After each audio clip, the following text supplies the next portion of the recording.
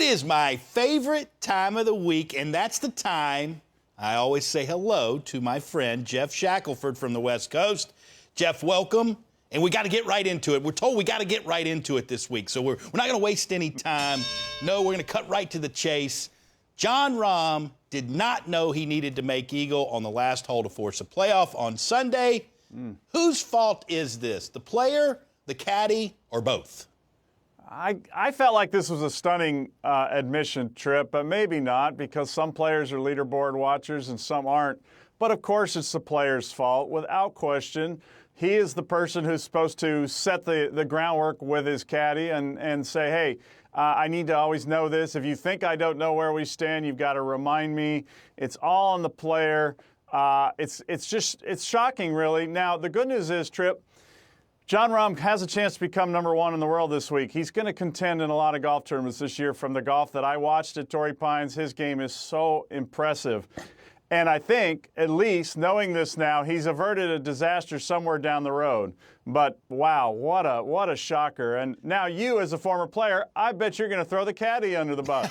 Well, don't we always? Of course you do. No. That's what you guys do. But listen, here's the issue. I'm going to say both. Obviously, it does ultimately rest with the player, but sometimes the player says, look, I'm not aware, but if I need something. That was always what I had with my caddy. I said, look, if I have to birdie or do something special on the last hole, please let me know and just make sure that I'm aware of it. So I don't know if Jon has that arrangement with his caddy, but I would assume he does. The other thing I would say is I don't think it would have made that much of a difference because he couldn't hit too much better shots than he did. I mean, it's so tough to get at that front left hole location. The only speculation I would say is knowing he needed to make eagle, he might have hit a less club and bring the water into play because at this point in his career, he doesn't care about finishing second. So all in all, I think it was a mistake, and I will agree with you. I think it's going to help him down the road. But the other thing that showed me so much about Jon Rahm is in the past, with his start, he wouldn't have finished the way he did. It's a new Jon Rahm.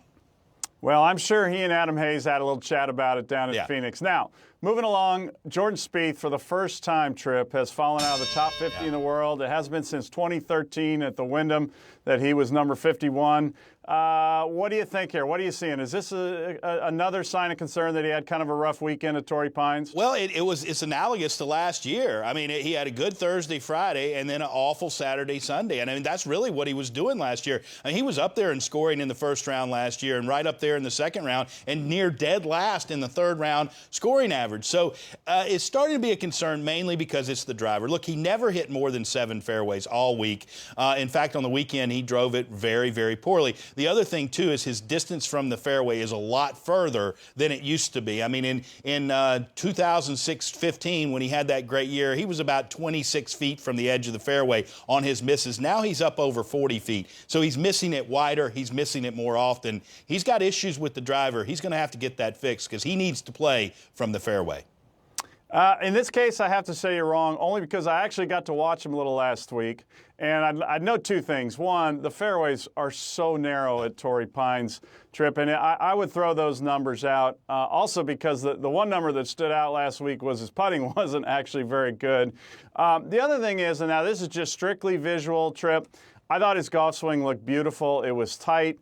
He was finishing in a very balanced way, and I know that doesn't mean a whole lot in terms of the things you just noted with distances and approach distance and all that stuff, but I thought visually he looked super, and I wouldn't give up on him yet. Well, I'm not giving up on him yet. I'm just saying I'm a little concerned. No, I know. All right. Now, Jeff, the party atmosphere at the 16th, and now we've added the 17th to the mix at Phoenix, and that party atmosphere, is it good or bad for golf?